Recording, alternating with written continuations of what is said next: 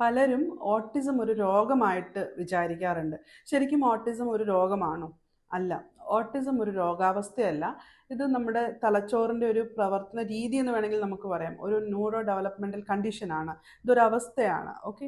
So അങ്ങനെ വരുമ്പോൾ നമുക്ക് ഈ ഈ ഒരു അവസ്ഥയെ പൂർണ്ണമായിട്ട് മരുന്നുകൾ കൊണ്ടോ അല്ലെങ്കിൽ മറ്റ് ട്രീറ്റ്മെൻറ്റുകൾ കൊണ്ടോ ചികിത്സിച്ച് ഒരു നോർമൽ ഇതിലേക്ക് കൊണ്ടുവരാനായിട്ട് സാധിക്കത്തില്ല. പക്ഷെ നമുക്ക് ചെയ്യാൻ പറ്റുന്ന കാര്യം എന്ന് പറയുന്നത് പ്രോപ്പറായിട്ടുള്ള തെറാപ്പികളും ട്രെയിനിങ്ങും കൊടുത്തുകൊണ്ട് ഓട്ടിസം ഉള്ള കുട്ടികളെ മുഖ്യധാരയിലേക്ക് കൊണ്ടുവരാനോ അല്ലെങ്കിൽ അവരുടെ സോഷ്യൽ സ്കിൽസ് ഇമ്പ്രൂവ് ചെയ്യാനോ അവർക്ക് എന്താ പറയുക ഡെയിലി റൊട്ടീൻ അവരുടെ ഡെയിലി ആയിട്ടുള്ള കാര്യങ്ങൾ മാനേജ് ചെയ്യാൻ പറ്റുന്ന രീതിയിൽ അവരെ ട്രെയിൻ ചെയ്തെടുക്കാനോ ഒക്കെ നമുക്ക് സാധിക്കും. അതേപോലെ തന്നെ ഓട്ടിസം ഉള്ള കുട്ടികളിൽ പലപ്പോഴും ഐ കോണ്ടാക്റ്റോ അല്ലെങ്കിൽ അവർക്ക് ഭാഷ കൈകാര്യം ചെയ്യാനുള്ള ബുദ്ധിമുട്ടൊക്കെ ഉണ്ടാവാം. ചില കുട്ടികൾക്ക് തീരെയും സംസാരം ഉണ്ടാവണമെന്നില്ല. അതല്ലെങ്കിൽ ചില കുട്ടികൾ അത്യാവശ്യത്തിന് മാത്രം സംസാരിക്കുന്ന അല്ലെങ്കിൽ വളരെ കുറച്ച് സംസാരിക്കുന്ന രീതിയിൽ നമ്മൾ കാണാറുണ്ട്. പക്ഷേ ഏതെങ്കിലും വേറൊരു രീതിയിൽ അവർക്ക് വളരെ നല്ലൊരു സ്കില്ലുണ്ടാവാം.